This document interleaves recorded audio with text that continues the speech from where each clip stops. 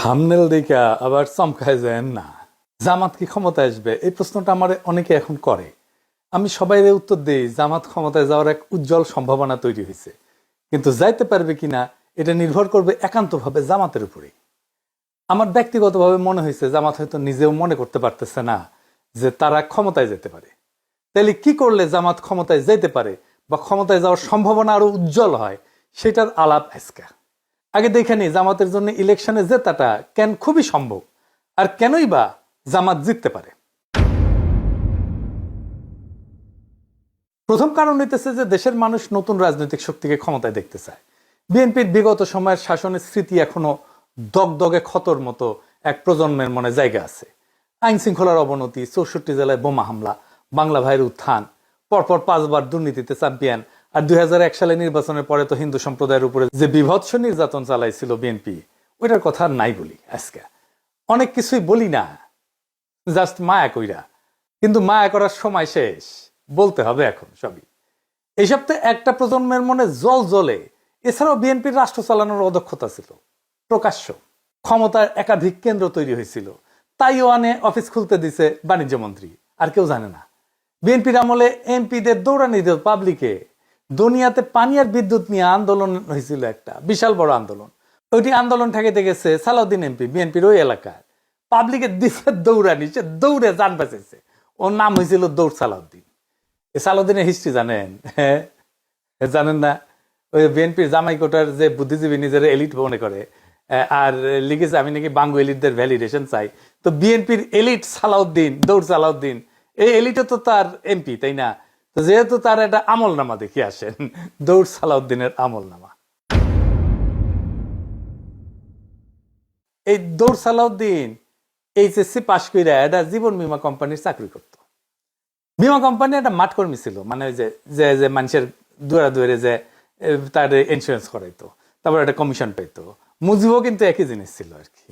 তো পরে চাকরি করা অবস্থায় একটা ট্রাক কিনে, একটা রাশন ট্রাক না করলে, ওই যে আমার ক্ষুদ্র ভাতরা আবার রেশন ট্রাক দেখতে চায়, রাশন ট্রাক না, এই এগুলা এগুলা ঝরঝরা ট্রাক আর কি।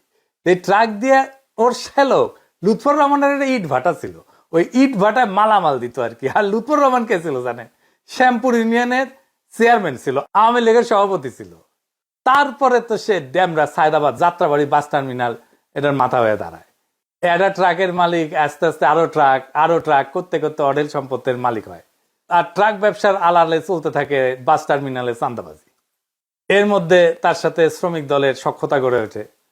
ধীরে ধীরে মূলধারার রাজনীতির সাথে তাকে সম্পৃক্ত করতে থাকে, আর 1991 বিএনপির টিকিট পেয়ে যায়। এই হইতেছে দৌড় সালাউদ্দিনের উত্থান কাহিনী, আমাদের জামাইকোটার বুদ্ধিজীবীর এলিট।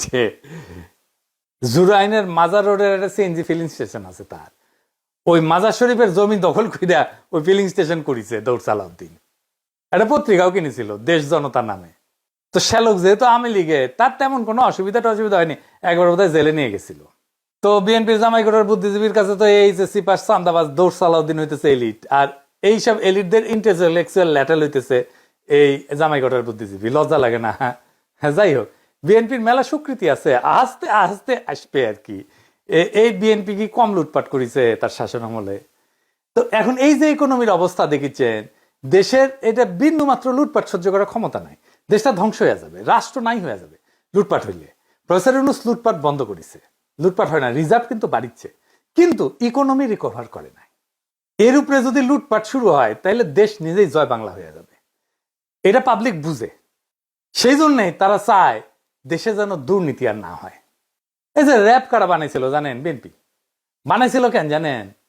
নিজের দলের গুন্ডাদের নিয়ন্ত্রণ করতে পারতেছিল না, র্যাব কইরা মারিছিল এই গুন্ডাদের। নারায়ণগঞ্জে ডেভিড বইলে এক বিএনপি নেতা ছিল, মমিনুল্লাহ ডেভিড। শামীম ওসমান তার কাছে দুগ্ধপোষ্য শিশু, নস্যি ছিল, তারে মারে র্যাব ক্রস ফায়ারে। ভালো ক্রিকেট খেলতো কিন্তু ওই ডেভিড, কিন্তু হয়ে আউট ছিল শীর্ষ সন্ত্রাসী। সেনাবাহিনীর যে সিভিল ইস্যু সামলাতে নামানো যায় না, এই কমন সেন্স বিএনপির নেতাদের ছিল না, একজনেরও ছিল না। সেনাবাহিনীর মধ্যে মানবাধিকার লঙ্ঘন করে ফিরে যাওয়া সেনা কর্মকর্তার সৈনিকেরা যে মারাত্মক সমস্যা সৃষ্টি করেছে, এটার ক্ষত কত দিনে যে যায় আল্লাহ জানে। এটা সৃষ্টি করছে বিএনপি। এদের রাষ্ট্র চিন্তা কত দুর্বল, এরা রাজনীতি বোঝে না, রাষ্ট্র তো দূরের কথা। আর এইখানে জামাত তার প্রাসঙ্গিকতা তুলে ধরতে পারবে ভোটারদের কাছে। জামাত ক্ষমতায় আসলে তার নেতা মন্ত্রীরা দুর্নীতি করবে না, করেনি, আগে ছিল মন্ত্রী, এটা ধরে নেওয়া যায়। কিন্তু এর মানে কি দেশ চালাইতে পারবে? জামাতের লোকেরা শুনে অবাক হইতে পারেন যে আমার কাছে নানা দিক থেকে নানা ধরনের লোক জানতে চাইতেছে জামাত ক্ষমতায় আসলে কি করবে। অনেকে চায়না গেছি উঠেও জানতে চাইছে, কারণ তারা জানে যে আমি জামাতের ক্ষমতায় আসার সম্ভাবনার কথা প্রকাশ্যেই জোরের সাথে বলছি। যারা এই প্রশ্নগুলো করছে তার মধ্যে আছে ডিপ্লোম্যাট, ইন্টেলেকচুয়াল, বিদেশিরা তো আছেই, শীর্ষ ব্যবসায়ী আছে, নারী আছে, এমনকি আমার মাও জিজ্ঞেস করেছে। কি প্রশ্ন শুনলে অবাক হইবেন, বলতেছে জামাত ক্ষমতায় আসলে কি মদ খাওয়া বন্ধ করে দিবে, আমার ওদের মদ খেতে দিবে। এই প্রসঙ্গে ফরদ মজার ভাইয়ের একটা কৌতুক মনে আসলো আর কি, সত্য কৌতুক আর কি। উনি এক বিখ্যাত সম্পাদকের কথা কইতেন, বলতেন উনি নাকি ইসলামপন্থীরা ক্ষমতায় আসলে মদ খেতে পারবেন না, এই জন্য সেকুলারিজম প্রমোট করে। যাই হোক, আমি কই যে উনারা নির্বাচনী ম্যানিফেস্টো দিক, তারপরে দেখেন। কয় না না দিতে হবে না, মৌলানা মতিউর রহমান নিজামী মদ নিয়ে জাতীয় সংসদে একটা মতামত দিছিল, আমার আবার ইনবক্সে পেঠে দিছে এই ভিডিওটা, শুনেন। এটা খুব মূল্যবান আলোচনা করেছেন উনি, শুনেন। মদ আল্লাহ তাআলা হারাম করেছেন, এটা কিয়ামত পর্যন্ত হারাম থাকবে। সারা দুনিয়ার সকল মানুষও যদি জায়েজ বলে, হালাল বলে, তবুও এটা হারাম থাকবে। আল্লাহ, রসুল এবং আখিরাতের প্রতি, কোরআনের প্রতি যারা ঈমান পোষণ করে তাদের কাছে মদের দাম কমানো বাড়ানো অথবা শুল্কের হ্রাস বৃদ্ধি তাদের কাছে কোনো ব্যাপারই নয়।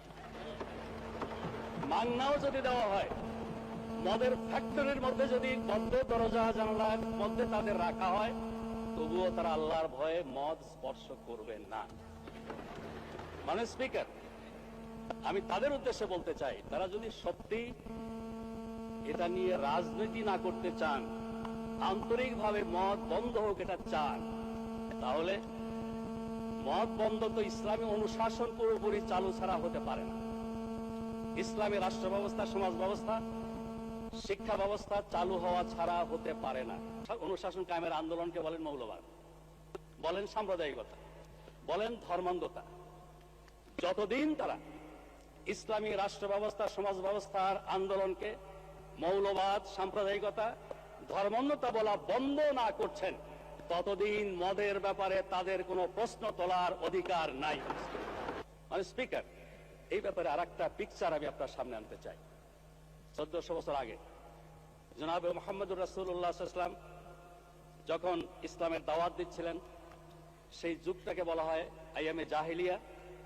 তখনকার দিনে মানুষের মদের আসক্তি আরো অনেক বেশি ছিল। আরবি ভাষায় দেখেছি মদের নাম 200-এরও বেশি। তাদের কাব্য সাহিত্যে মদের বন্দনায় ভরপুর।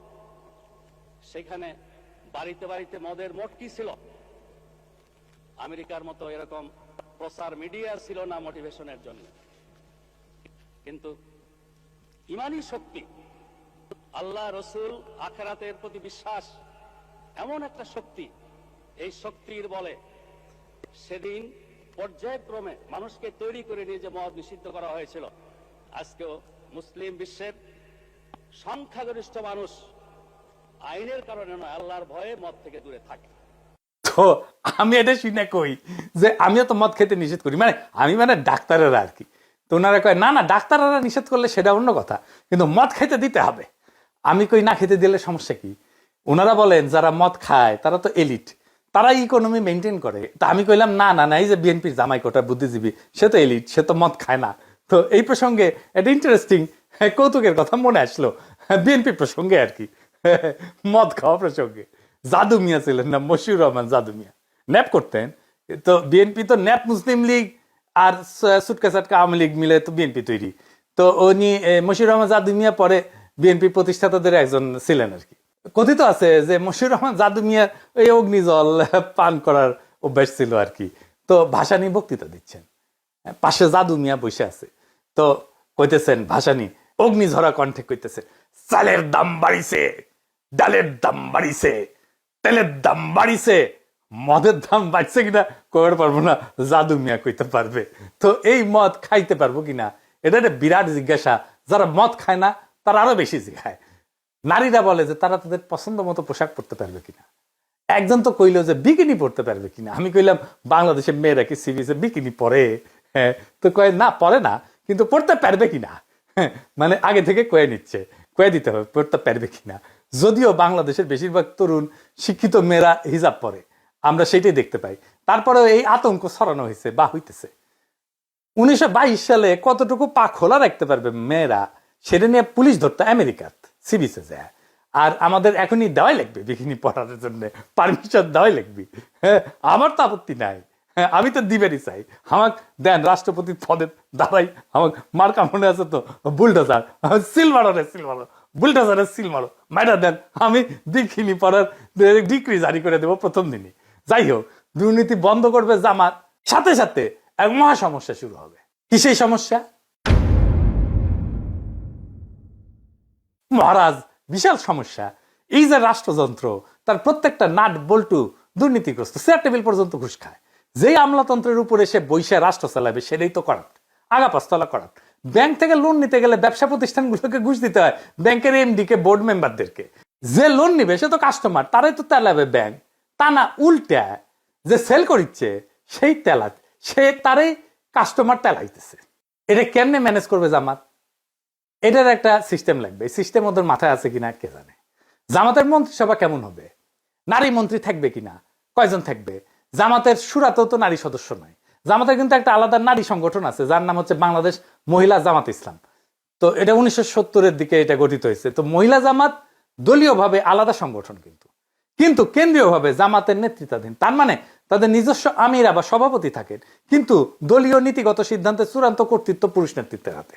তার মানে সিদ্ধান্ত গ্রহণের নারীদের সরাসরি অংশগ্রহণ নাই জামাতের। এটার একটা ফয়সালা দিতে হবে জামাতকে। কেমনে? এটা পরে আমি কিঞ্চিত একটা হিন্টস দেব। এর পরের ইস্যুটা জামাতের ঐতিহাসিক রাজনৈতিক ভুল নিয়ে। আমি আগেও বলছি, এখনো বলি, জামাতের রাজনৈতিক ভুলগুলা কেন হয়েছে তার কোনো গ্রহণযোগ্য ব্যাখ্যা দাঁড় করাতে পারে না জামাত। সেই পাকিস্তান সৃষ্টির আন্দোলনে জিন্নার বিরোধিতা, জমিদারি উচ্ছেদের বিরোধিতা করা, 1971-এ স্বাধীন বাংলাদেশের অভ্যুদয়ের বিরোধিতা করা, এটা কোনো গ্রহণযোগ্য ব্যাখ্যা দাঁড় করাতে পারে নাই জামাত। হাসিনার মতো বললে হবে না যে অতীতের ভুল ত্রুটি ক্ষমা সুন্দর দৃষ্টিতে দেখিয়া আওয়ামী লীগকে একবার দেশ সেবার সুযোগ দিন, এটা কইলে হবে না। ফিলোসফিক্যালি আর একটা সমস্যা আছে জামাতে। সেটা কি? ফিলোসফিক্যালি জামাতের রাজনৈতিক দর্শন দাঁড়ায় আছে মৌলানা মওদুদির উপরে। মৌলানা মওদুদি একজন দুর্দান্ত মেধাবী পলিটিক্যাল থিঙ্কার এবং ফিলোসফার, কিন্তু উনি তো সমাজতন্ত্রের পতন দেখে যাননি, উনি তো ওয়ার অন টেরর দেখেন নাই, উনি তো সারা দুনিয়া জুড়ে ইসলাম বিদ্বেষ দেখেন নাই, উনি তো ইসলাম কোপানো দেখেন নাই, উনি ডেমোক্রেসির সংকট দেখেন নাই, সোশ্যাল মিডিয়ার পাওয়ার দেখেন নাই, আর্টিফিশিয়াল ইন্টেলিজেন্স দেখেন নাই। তাই ওনার চিন্তার একটা রিভিউ দরকার আছে, নতুন দিনের মতো করে সাজানোর দরকার আছে। সেটা কি করছে জামাত? করে নাই। আমরা কেউ কেউ বলছেন জামাতের মন্ত্রিসভা কেমন হবে, কারা জামাতের ফেস হইয়া সাধারণ মানুষের আর দুনিয়ার সাথে ডিল করবে। ডাক্তার শফিক সাহেব কি ডিল করবে? মানে হাসিনা নেতা হইতে পারবে, কিন্তু ডাক্তার শফিক হইতে পারবে না, যেহেতু ওনার মুখে দাঁড়িয়ে আছে আর মাথার টুপি আছে। পাবলিকে ভোট দিলেও পারবে না, ডেমোক্রেটিক্যালি একটা ইলেকশনে জিতে আসলেও পারবে না। মজা আর কি। আর একটা ইস্যু হইতেছে যে কেউ কেউ মনে করতেছে জামাত আসলে একটা অ্যান্টি হিন্দু রাজনীতি করবে। এই ইস্যুটারে জামাত বুদ্ধিমত্তার সাথে মোকাবেলা করতে পারে না, এখনো পারতেছে না। সে হিন্দু সম্প্রদায়ের সাথে এনগেজ কিভাবে হইতে হবে সেটা ধরতে পারে না। একবার জামাতের হিন্দু শাখা করে এইভাবে, আর একবার গোবিন্দ প্রামাণিকের হাত ধরে। আপনারা এখানে এসেছেন জামাতে ইসলামের ডাকে। জামাতে ইসলাম শুধুমাত্র একটা রাজনৈতিক দল নয়, এটা একটা ইউনিভার্সাল ইউনিভার্সিটি। আপনারা এখানে আসেন, শিক্ষা লাভ করেন, নীতি শিক্ষা নেন, আদর্শ শিক্ষা নেন, এবং কিভাবে ধর্ম অনুযায়ী দেশ নিজের জীবন পরিচালনা করা যায় এবং দেশ পরিচালনা করা যায়, আপনারা সেই শিক্ষা লাভ করেন। তো জামাত না মাঝে মাঝে গোবিন্দ প্রামাণিকের হাত ধরে ওই গাওয়া শুরু করে, আমার হাত ধরে তুমি নিয়ে চলো সখা, আমি তো পথ চিনি না, কইয়া মারের দৌড়। যে অখণ্ড ভারতের সৈনিক RSS এর পান্ডা গোবিন্দ প্রামাণিকের হাত ধরে। এটা ইসলামী দলের হিন্দু শাখা হইতে পারে না, ফুল স্টপ। কাঁঠালের আম সত্য হয় না রে ভাই। এই সিম্পল জিনিসটা জামাত না বুঝলে কেমনে হবে? তাহলে কি করবে সে? কিভাবে এনগেজ হবে হিন্দু সম্প্রদায়ের সাথে? আমি বলবো কোনো কিছু করার আগে একটা ইন্ডিপেন্ডেন্ট রিসার্চ অর্গানাইজেশন দিয়া হিন্দু বৌদ্ধ সম্প্রদায়ের মধ্যে, মানে মাইনরিটিদের মধ্যে জামাতের প্রতি নেট ট্রাস্ট স্কোর মাপা। এটাই হবে জামাতের হিন্দু সম্প্রদায়ের মধ্যে গ্রহণযোগ্যতার মাপকাঠি। এখন এই নেট ট্রাস্ট স্কোর এই জিনিসটা কি আসেন এটা বুঝে দেখি। এটা একটা সহজ মাপ, মানে মানুষ জামাত ইসলামীকে কতটা বিশ্বাস করে আর কতটা অবিশ্বাস করে তার পার্থক্য কিভাবে মাপা যায়। ধরা যাক 100 জন হিন্দু বা মাইনরিটি নাগরিককে জিজ্ঞেস করা হইলো, আপনি কি মনে করেন যে জামাত এখন সংখ্যালঘুদের নিরাপত্তা এবং মর্যাদা রক্ষা করতে চায়? তাদের উত্তরে যদি 50 জন বলে হ্যাঁ বিশ্বাস করি, 30 জন বলে না অবিশ্বাস করি, 20 জন যদি নিরপেক্ষ থাকে, তাইলে হিসাবটা হচ্ছে নেট ট্রাস্ট স্কোর হবে 50 - 30 = 20। অর্থাৎ নেট ট্রাস্ট স্কোর হচ্ছে +20। মানে মানুষ এখন মোটামুটি বিশ্বাস করতে শুরু করছে। যদি উল্টাটা হয়, মানে 30% বিশ্বাস করে আর 50% যদি অবিশ্বাস করে, তাহলে স্কোর হবে কত? 30 - 50 মানে -20। মানে মানুষের এখনো সন্দেহ আছে। এইটার গুরুত্ব হইতেছে স্কোর দিয়ে বোঝা যায় যে হিন্দু সম্প্রদায়ের মধ্যে জামাতের প্রতি আস্থা বাড়তেছে না কমতেছে, কোন জেলায় কাজ ভালো হইতেছে, কোন ধরনের কাজ করলে মানুষ সত্যিকারের বিশ্বাস পাইতে শুরু করবে। সহজ ভাষায় বললে নেট ট্রাস্ট স্কোর হইতেছে জামাতের প্রতি মানুষের মনোভাবের তাপমাত্রা। গরম মানে আস্থা, ঠান্ডা মানে অবিশ্বাস। সোজা চালায় বুঝে গেলেন, তাই না? এইটা জামাত প্রত্যেক 6 মাস পর পর মাপবে আর ফলাফল প্রকাশ করবে। এইটা কিন্তু আন্তর্জাতিক মহলেও তার বিশ্বাসযোগ্যতা বাড়াবে, গ্রহণযোগ্যতা বাড়াবে। এখন কাজ কি নিবে গোবিন্দ প্রাণামাইককে তো দেখতে পারবে না, তাই না? কি কি সলিড কাজ নিবে, আসেন সেটা একটু বুঝে দেখি। প্রথমে জামাতকে একটা মাইনরিটি চার্টার ঘোষণা করতে। এই মাইনরিটি চার্টার মানে হইতেছে এক ধরনের প্রতিশ্রুতি বা শপথনামা, যেখানে জামাত ইসলাম প্রকাশ্যে বলে দেবে তারা এখানে ধর্ম দেখে না, ন্যায় মানবিকতা দেখে রাজনীতি করবে। এই চার্টারে বলা থাকবে দেশের হিন্দু, বৌদ্ধ, খ্রিস্টান সহ সব নাগরিকদের নিরাপত্তা, সম্মান আর সমান সুযোগ নিশ্চিত করা জামাত নৈতিক দায়িত্ব বলে মনে করে। প্রথমে বলা হবে যে সবাই নিজের ধর্ম পালন করতে পারবে কোনো ভয় বা বাধা ছাড়াই। কেউ কাউকে ধর্মান্তরিত করার চেষ্টা করবে না। মন্দির, গির্জা বা অন্য উপাসনালয়ে নিরাপত্তা নিশ্চিত করতে জামাত নিজের লোকজন দিয়ে প্রয়োজনে সহায়তা করবে। কোথাও সহিংসতা বা দখলবাজি হলে দলের পক্ষ থেকে প্রকাশ্যে নিন্দা জানানো হবে এবং অপরাধী জামাতেরই হোক বা অন্য কেউ হোক তার বিরুদ্ধে ব্যবস্থা নেওয়া হবে। চার্টারে এটাও বলা থাকবে যে চাকরি, শিক্ষা, সরকারি সুযোগ এটাতে কারো ধর্ম কোনো বাধা হবে না। জামাত পরিচালিত কোনো স্কুল, কলেজ, শিক্ষা প্রতিষ্ঠান বা প্রতিষ্ঠানে হিন্দু বা অন্য ধর্মের মানুষ সমান সুযোগ পাবে। ভূমি বা সম্পত্তি দখল বা জবরদখল হলে ন্যায় বিচারের জন্য আইনি সহায়তা দেওয়া হবে। নারী এবং তরুণদের অংশগ্রহণে গুরুত্ব দেওয়া হবে। হিন্দু মেয়েরা চাইলে জামাতের সামাজিক শিক্ষা কার্যক্রমে যুক্ত হতে পারবে। সবশেষে একটা স্পষ্ট প্রতিশ্রুতি থাকবে, জামাত শুধু ইসলাম রক্ষা না, জামাত ন্যায় রক্ষার রাজনীতি করে। সংখ্যালঘু নাগরিকদের মর্যাদা রক্ষা করাটা ইসলামের আসল শিক্ষা, এই কথাটা তারা প্রকাশ্যে বলবে। এই চার্টার গুরুত্বপূর্ণ কারণ এটা দেখাবে যে জামাত বদলাইছে। এটা হিন্দু সম্প্রদায়ের মধ্যে আস্থা ফিরিয়ে আনবে এবং আন্তর্জাতিক মহলে ইতিবাচক ভাবমূর্তি তৈরি করবে। আর বাংলাদেশে ন্যায়ের রাজনীতির একটা নতুন ভাষা দিবে। সংক্ষেপে মাইনরিটি রাইটস চার্টার হইতেছে জামাতের বিশ্বাস ফেরানোর অঙ্গীকারপত্র, যেখানে তারা বলে সব নাগরিকই আমাদের, কেউ সংখ্যালঘু না। এইরকম একটা চার্টার নারীদের জন্য করা যায়। আর হ্যাঁ, এলিটদের জন্য, মদ খাওয়ার জন্য কি করবে এটা জামাত নিজেরা বুঝে দেখুক, যেন সমস্ত সমাজে নেট ট্রাস্ট বাড়তে থাকে জামাতের প্রতি। এখন জামাত আসলে হিন্দু সম্প্রদায়ের সাথে কিভাবে এনগেজ হবে? যদি জামাত ইসলাম সত্যি হিন্দু কমিউনিটির সাথে অর্থভাবে এবং রাজনৈতিকভাবে ফলপ্রসূ এনগেজমেন্ট করতে চায়, তবে পুরানো সহাবস্থান বা ধর্মীয় সহনশীলতার কথা বললে কাজ হবে না। এখন দরকার হবে ইনোভেটিভ, ইন্টেলেকচুয়াল, সাবভার্সিভ এবং ন্যারেটিভ চেঞ্জিং আইডিয়া, যা সাইমালটেনিয়াসলি হিন্দু কমিউনিটির আস্থা অর্জন করবে। নাম্বার 1। নাম্বার 2, জামাতের আদর্শের মধ্যে থিওলজিক্যাল কনসিস্টেন্সি রাখবে। 3 নাম্বার হইতেছে রাজনৈতিকভাবে আন্তর্জাতিক গ্রহণযোগ্যতা তৈরি করবে। আমি কয়েকটা ইনোভেটিভ আইডিয়া দিতেছি, এগুলোই সব না, বা এগুলোই যে চূড়ান্ত তাও না, এগুলো চিন্তা করা যাইতে পারে, আমি আইডিয়া হিসেবে দিতেছি। এগুলো আমার মতে বাস্তবে প্রয়োগযোগ্য এবং কৌশলগতভাবে গেম চেঞ্জার হইতে পারে, আর হিন্দু সম্প্রদায়ের সাথে পলিটিক্যালি জামাত যুক্ত হইতে পারবে। নাম্বার 1, কমন গুড পলিটিক্স বা ইসলামিক ভাষায় নাগরিক সংহতি। জামাত একটা শরিকুল খার বা শেয়ার্ড গুডনেস অ্যালায়েন্স করতে পারে। এই নামে নতুন একটা ফোরাম তৈরি করতে পারে, যেখানে হিন্দু সম্প্রদায়ের লোকজন, শিক্ষক, চ্যারিটির লোকজন, দাতব্য সম্প্রদায়ের লোকজন, মাদ্রাসা শিক্ষক, স্থানীয় মুসলিম নেতারা যৌথভাবে কাজ করবে। কিসের জন্য কাজ করবে? সামাজিক ইস্যুতে কাজ করবে, যেমন ধরেন নিরাপদ পানি, স্যানিটেশন, শিক্ষা, পরিবেশ, দারিদ্র দূরীকরণ, স্বাস্থ্য, এই সমস্ত বিষয় নিয়ে কাজ করবে। তার ফলে নৈতিক কাজকে কেন্দ্র করে একটা রাজনৈতিক একতা তৈরি হবে। একটা ইন্টারেস্টিং কাজ করা যায়, যেমন ধরেন ফেইথস অফ বেঙ্গল এই নামে ফেস্টিভ্যাল করতে পারে, উৎসব, ধর্মীয় ঐতিহ্যের একটা পুনর্দখলের ধারণা। যেমন স্থানীয় পর্যায়ে ফেইথস অফ বেঙ্গল নামে সাংস্কৃতিক উৎসবের আয়োজন করতে পারে, যেখানে হিন্দু, মুসলিম, বৌদ্ধ, খ্রিস্টান সব সম্প্রদায়ের যে কালচারাল অ্যাসেট, ধর্মের যে কালচারাল অ্যাসেট, সেইটা তারা প্রজেক্ট করবে, সেটা তারা দেখাবে। হিন্দু সম্প্রদায় কীর্তন করতে পারে, মুসলমান সম্প্রদায় মিলাদ করতে পারে, কাওয়ালি করতে পারে, খাবার থাকবে এখানে, হিন্দু উৎসবের খাবার, মুসলিম উৎসবের খাবার, হিন্দুদের পোশাক, মুসলিমদের পোশাক, এগুলো প্রদর্শিত হবে। লক্ষ্য হবে আমাদের মিলিত সংস্কৃতি আমাদের রাজনীতিকে ছাড়াই গেছে, এই বার্তাটা দেওয়া। এইটা ইসলামের সামাজিক ন্যায়ের ধারণাকে সাংস্কৃতিক ভাষায় উপস্থাপন করবে। জামাতকে সংস্কৃতি বিরোধী দল বলে না, এখান থেকে বের করে আনা যাবে। এটা করে একাডেমিক স্তরে আর একটা কাজ করা যায়, যেমন ইন্টারফেথ থিঙ্ক সার্কেল। এইটা একাডেমিক স্তরে ন্যারেটিভ শিফটের কাজ করবে। কিন্তু যেমন জামাত একটা নীতিগত থিঙ্ক ট্যাঙ্ক তৈরি করতে পারে, বাংলাদেশ ইন্টারফেথ এথিক্স ফোরাম, যেখানে মুসলিম, ইসলামবিদ, হিন্দু পণ্ডিত এবং সমাজবিজ্ঞানীরা, তরুণ সমাজবিজ্ঞানীরা একসাথে কাজ করবে।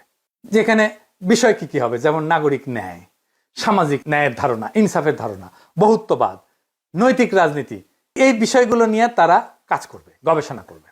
এইটা জামাতের একটা ইন্টেলেকচুয়াল ডিপ্লোমেসি হিসেবে কাজ করবে। বিশ্ববিদ্যালয়, মাদ্রাসা এবং আশ্রমের মধ্যে আলোচনা চালাবে। এর ফলে জামাতের বিরুদ্ধে থাকা ধর্মান্ধতা, অসহিষ্ণুতার এই যে বুদ্ধিবৃত্তিক চিত্র, এটা একেবারে ভেঙে যাবে। আরেকটা অ্যাডিশনাল কৌশল করতে পারে, যেমন ধরেন ডিজিটাল ব্রিজ ফর মাইনরিটিস। যেমন জামাত একটা নিজস্ব ডিজিটাল প্ল্যাটফর্ম তৈরি করতে পারে, যেখানে সংখ্যালঘু নাগরিকরা তার অভিযোগ, ভয়, প্রস্তাব, শঙ্কা এগুলো জমা দিতে পারবে গোপনীয়ভাবে। প্রত্যেক 6 মাসে জামাতের নেতৃত্ব এটা প্রকাশ করবে মাইনরিটি রাইটস প্রোগ্রেস রিপোর্ট, এখান থেকে তথ্য নিয়ে। এইটা হবে বাংলাদেশের প্রথম ইসলামপন্থী দলীয় অ্যাকাউন্টেবিলিটি মেকানিজম টুয়ার্ডস মাইনরিটি। ক্ষমতা শুধু ভোটে আসে না, ক্ষমতা আসে বিশ্বাস থেকে, আস্থা থেকে, মানুষের হৃদয়ে জায়গা করে নেওয়া থেকে। জামাত যদি মানুষের এই আস্থার জায়গাটা বুঝে, নিজেদের ভেতরে গোড়ামি, সংকীর্ণতার, আত্মরক্ষার দেওয়াল ভেঙে ফেলতে পারে, তাহলে বাংলাদেশের মানুষ একদিন বলবে এই দল বদলাইছে, এই দল দেশের জন্য কাজ করতে চায়। আজকের রাজনীতিতে সবচেয়ে বড় অভাব হচ্ছে বিশ্বাসযোগ্যতা। যেই দল এই বিশ্বাস ফিরে আনতে পারবে, যে দল মানুষকে ভয় না দেখায়, তাদের ভবিষ্যতের স্বপ্ন দেখাইতে পারবে, তারাই ক্ষমতায় যাবে, তারাই রাষ্ট্র করবে। জামাতের সামনে সেই সুযোগ এখন সত্যিই তৈরি হয়েছে।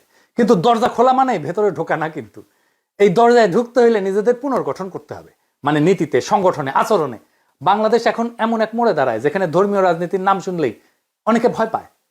যদি জামাত সেই ভয়কে ভাঙতে পারে, যদি তারা দেখাতে পারে ধর্ম মানে বিভাজন না, ধর্ম মানে ন্যায়, ধর্ম মানে ইনসাফ, ধর্ম মানে ঐক্য, বহুত্বের মধ্যে ঐক্য, তাহলে একদিন তারা শুধু নির্বাচনে না, মানুষের হৃদয়ে জয়ী হবে।